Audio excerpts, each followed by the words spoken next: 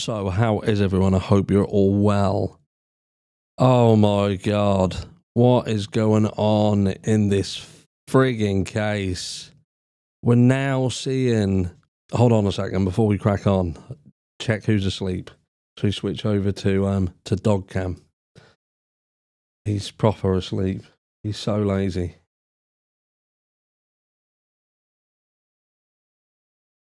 See, he's always sleeping. Such a lazy little rat. But there we go. That is the lazy dog. That is Milo. So. What we're now hearing. Don't know what I'm looking up there. Cracking up in her. What we're now hearing is about miscommunication.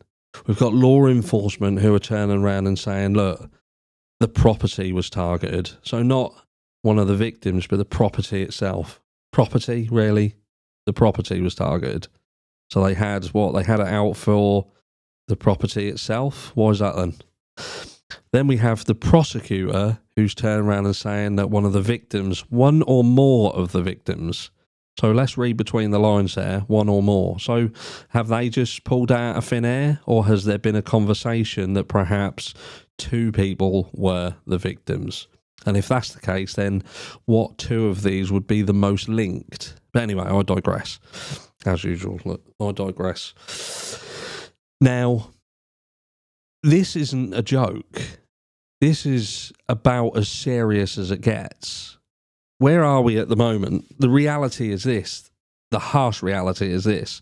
We have 4 dead students who have been murdered at the hands of someone who...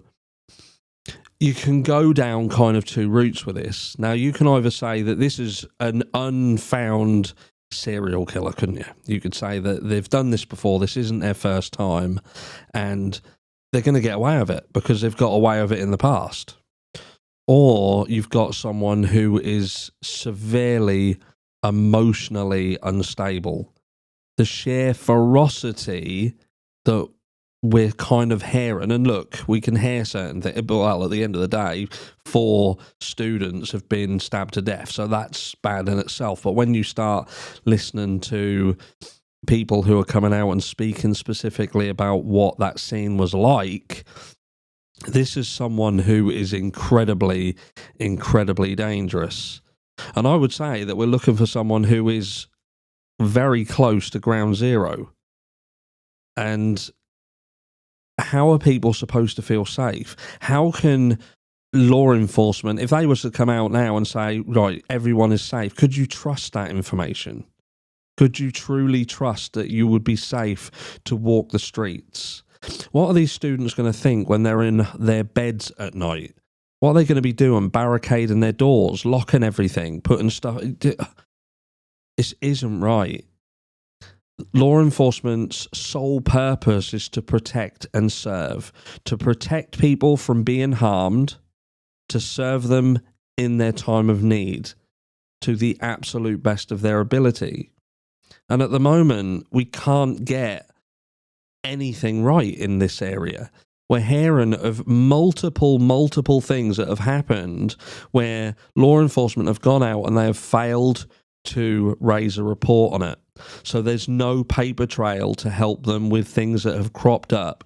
Remember, so have you heard of Bird's Triangle? Bird's Triangle was something that was built as part of like businesses.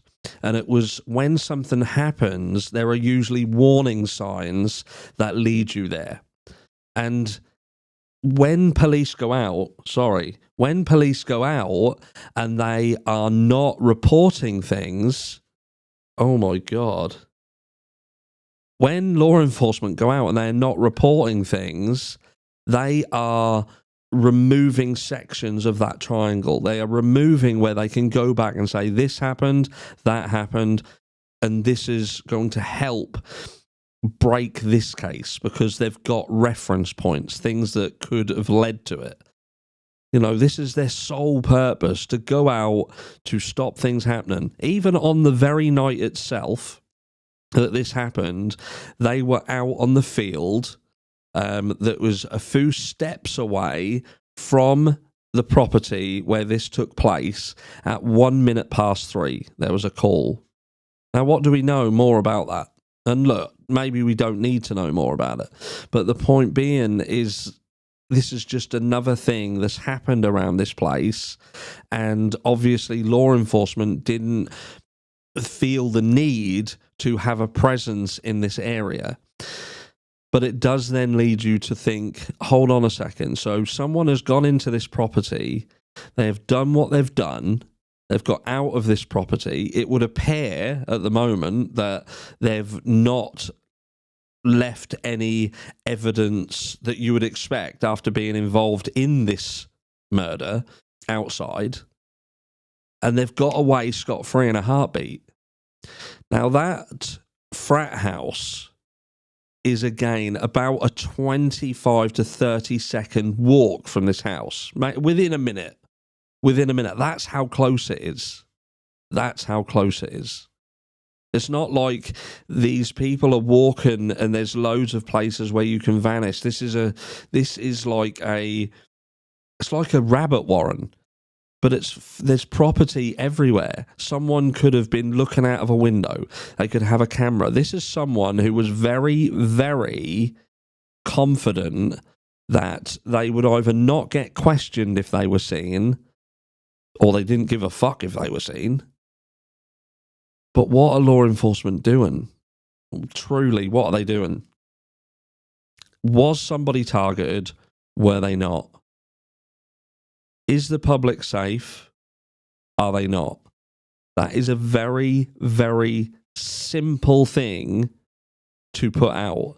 And it's something that the public around there, the students, everybody has the right to know.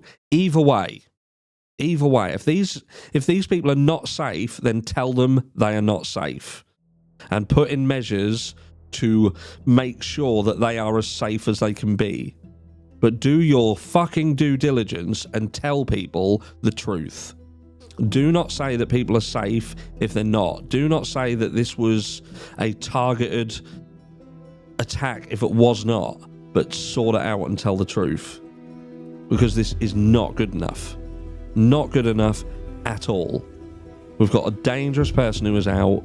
We're now weeks down the track with nothing, absolutely nothing, and all we are seeing is complete and utter incompetence yet again. I'll catch you all in the next one.